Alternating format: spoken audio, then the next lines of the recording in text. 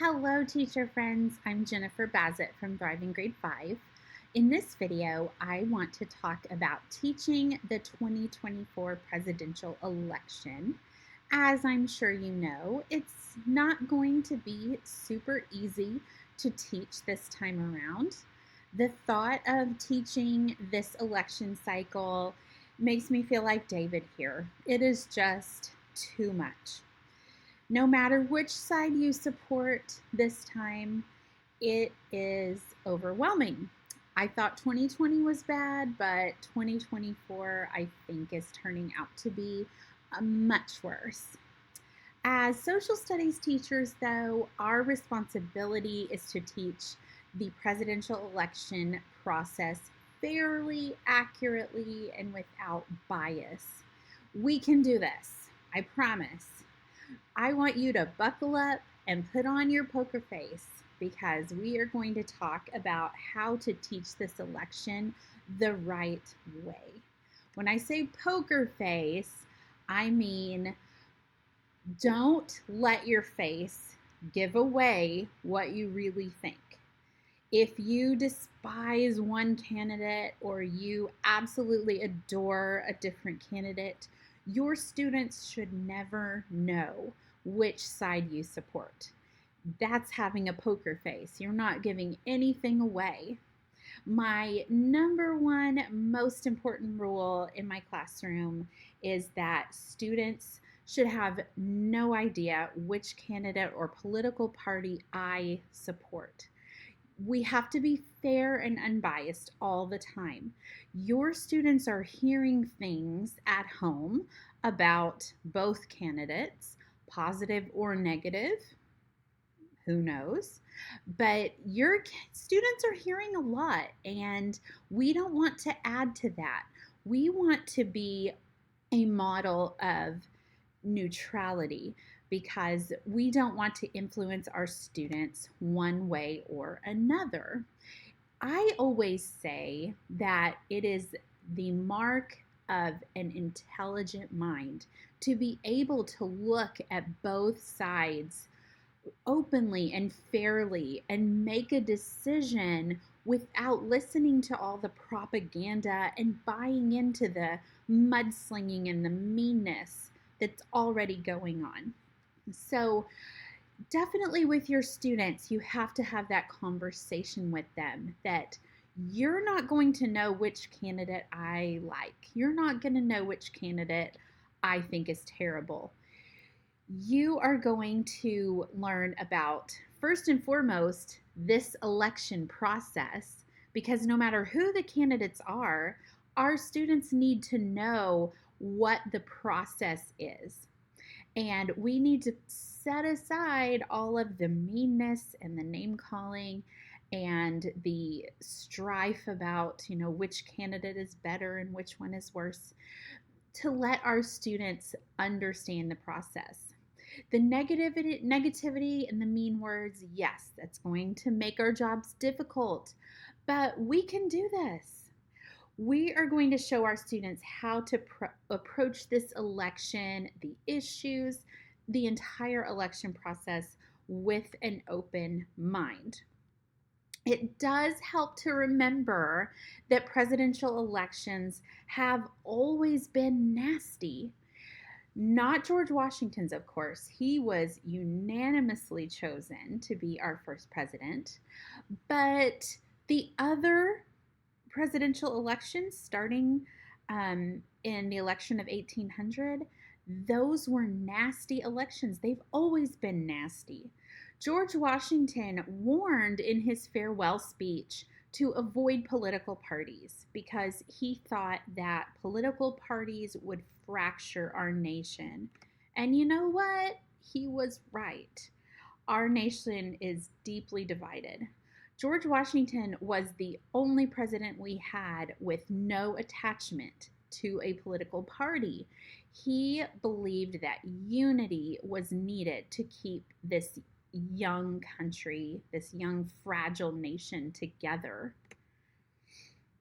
The bitter election of 1800 was very nasty. If you've read up on it, there's some really good children's picture books about this election also. If you watch Hamilton, you will hear about the election of 1800.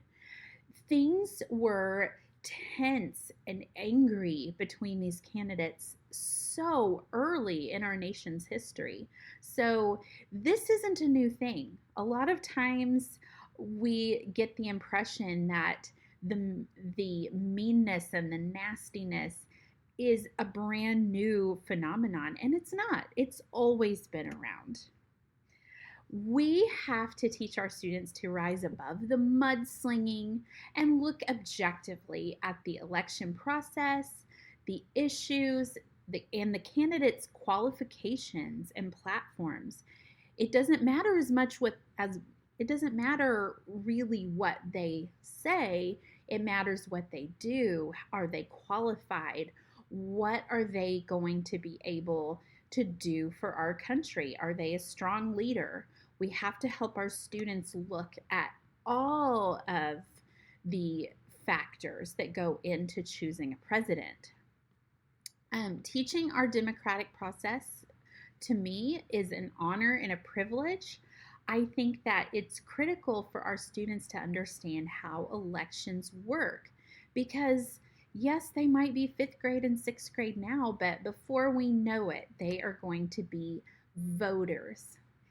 In my classroom, of course, teaching the presidential election, I teach the process, the electoral college, all that good stuff. But I just focus on the two major candidates when it comes time to talk about candidates. We do have some great third-party candidates, but I don't put too much emphasis on them. Again, these are upper elementary kids. When they look at social media, the newspaper, watch the news channel, they are generally only going to see those two major candidates.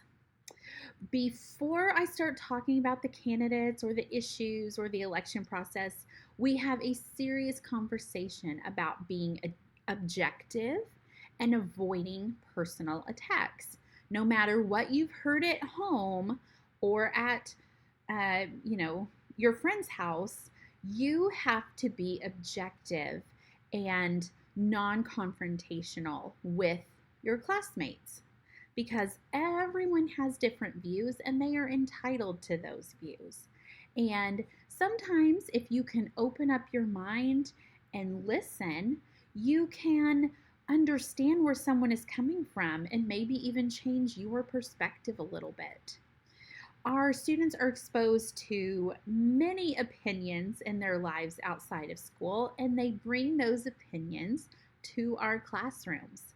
Sometimes the things they hear aren't very nice, and they will want to repeat those things. We have to establish ground rules to try to avoid as much of that as possible. So with my students, our ground rules are that we will examine the candidates and issues with an open mind. And second, we will state our opinions with respect and kind words. And I will usually put that on a poster or put it on the corner of my whiteboard, and we can refer to it often. I don't just talk about the election one time. As the election season goes on, we talk about different things that come up during the election cycle. So today it is very difficult to watch a news program and come away with actual facts. No matter what our political climate is, I want to be a good example for my students, showing them kindness, fairness, and civility. I think that often in my personal life and in my professional life, civility is lacking. We need more civility. Even if I despise candidate A and someone is, talking positively about candidate A, I need to be civil with them. I should not start slinging insults and questioning their intelligence. That's just not right. We need more civility, and we need to model that in the classroom as we talk about this election process. So last week, in my room, a student brought in a magazine. I let them bring, books and magazines to school as long as they're appropriate.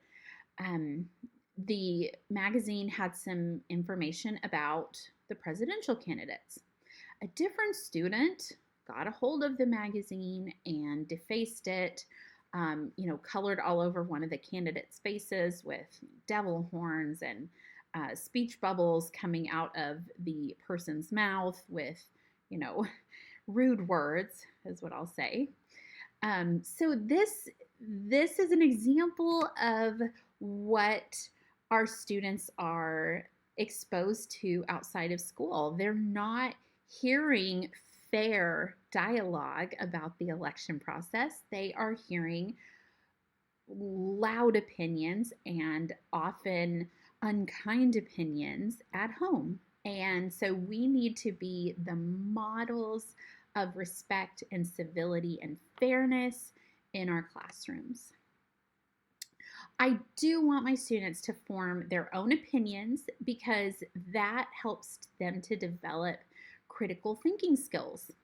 To be able to form those opinions, we need to review the critical issues of the election. And I do keep it upper elementary appropriate. We do not talk about reproductive rights. We don't talk about things that have to do with death or weapons. We keep it very upper elementary appropriate. In this list here, the economy, healthcare, taxes, foreign policy is usually fine. Immigration, I keep it very upper elementary appropriate. I do live in a community where we do have a lot of immigrants, and sometimes there are issues. So I'm very careful with that. But students do need to explore at least some of the issues. When they get to high school, that's a great time for them to explore all of the issues in a presidential campaign. But in upper elementary, I choose the most appropriate ones for their age. And we talk about those issues. And I challenge my students to forget what was said outside of school. Look at this information that is, fair and student appropriate, and make a decision for yourself about what you think. I love having a mock presidential election. It's really fun. Of course, you first would introduce the candidates with appropriate biographical information. And then after they learned about the candidates, you have a mock election. And you can make this as simple or as intricate as you want.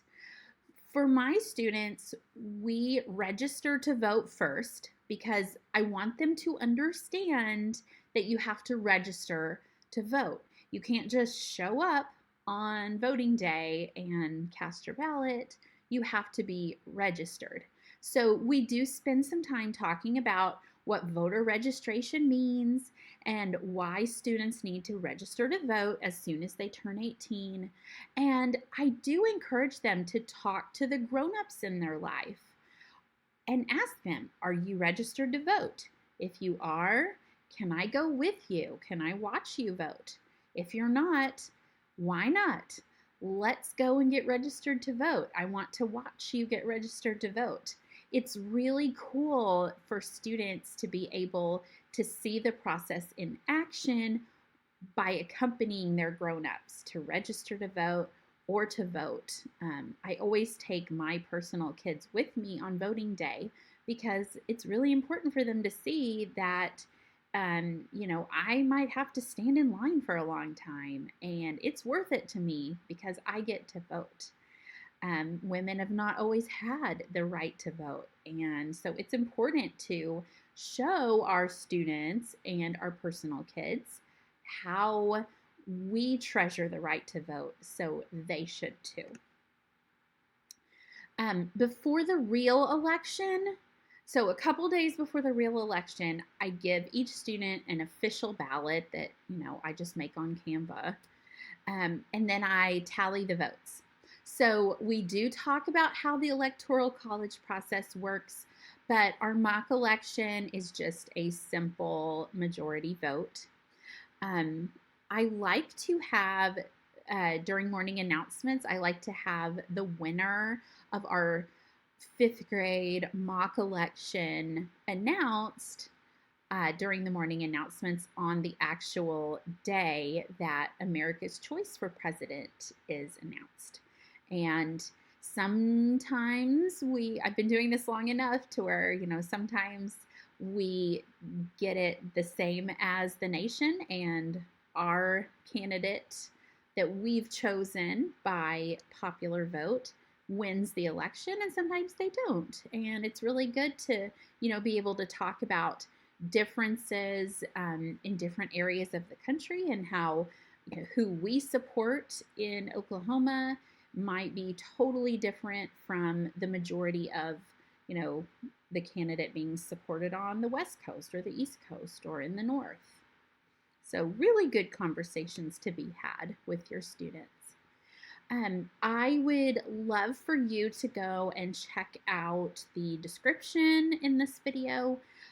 I've linked to my Road to the White House Election 2024 slides. I am developing these slides with input from teachers all over the country of various political persuasions, just to make sure that these slides are fair and accurate and balanced. And I would love for you to check those out, and I hope to talk to you again soon.